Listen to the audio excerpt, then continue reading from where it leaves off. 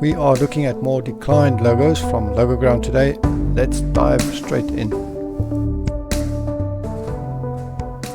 First up, we have a logo with connected dots, or I suppose connected rings, and judging by the title, this is a letter N logo, N for Nelly. You can see the letter N in the negative space here. That's not bad. I almost like this design. It's a cool way to make a letter N, but there are a few things that must be improved. First, the connected rings idea is very common, bordering on generic. It is difficult to use it and also end up with an interesting design. I'm not convinced by these two rings here. It looks like there was a space to fill, and the designer did not quite know how to fill it, and just adding more rings here is not an elegant solution.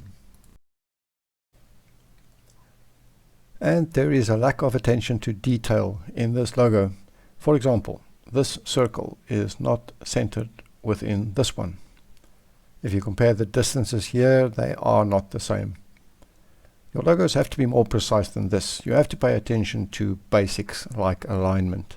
If things are misaligned, that's simply unprofessional.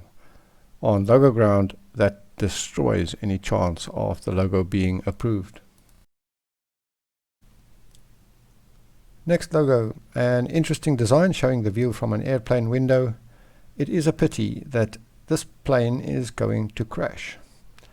If we consider the angle of the lines on the water, then this plane is in a steep dive, and it is already close to the water. It is going to hit the water any second.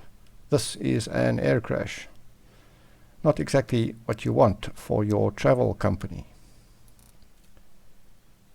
But let's put that aside. There are some technical issues as well. There is this strip of white on the wing, which I assume is a control surface, but it is so isolated that it does not contribute meaningfully to the design. Either add control surfaces or don't, but do not add just one. And we have this line at the bottom. I'm not sure what it is or what its purpose is. It starts out the same width as the rest of the outline, but then becomes wider and ends in a sharp point. Stylistically, it is too different from the rest of the design. It seems out of place. And the last thing that I want to show you in this logo is these small details. When the logo is viewed at smaller sizes, those small details will either completely disappear or will become like visual noise, making it more difficult to see what's going on. Next, we have a sword and a kettlebell and wings. The main issue here is that these three parts are not in sync. The sword has one style, the kettlebell has another style, and the wings have a style all their own. It's like three things from three different logos. Again, there is a lack of precision. These white gaps in the wings are not even, and this does not seem intentional, but rather just sloppy design, like the designer didn't care to make them neat.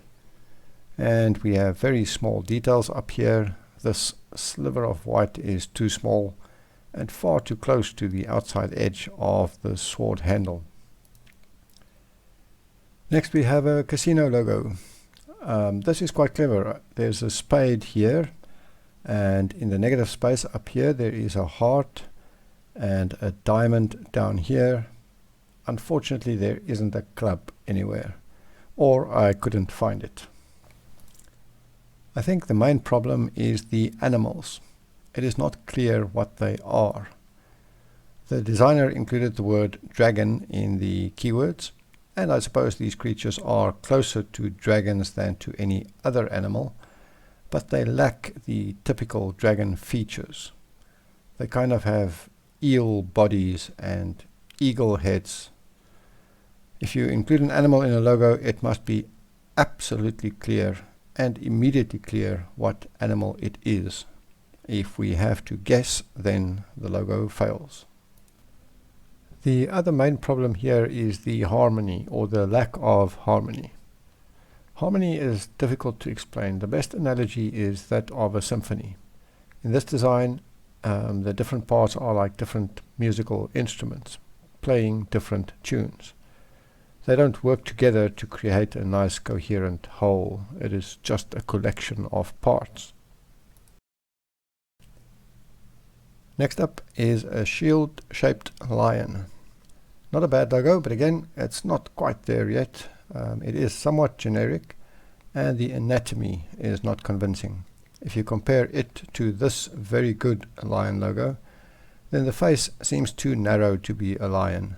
It's almost like it is somewhere between a lion and a wolf. Also, the shading on the face needs more work. On the chin, the shading takes up half of the area, and on the rest of the face it is far less, and it seems incomplete, like the designer started to add a shadow and didn't finish. One more thing that I want to show you here is the top edge. It is almost horizontal, but there is a slight dip towards the center. It is too slight. If you have a line like this that is almost horizontal, it can look like a mistake. It should either be perfectly horizontal or it should have more of an angle. And that's a wrap. We will review more logos next time. Thanks for watching.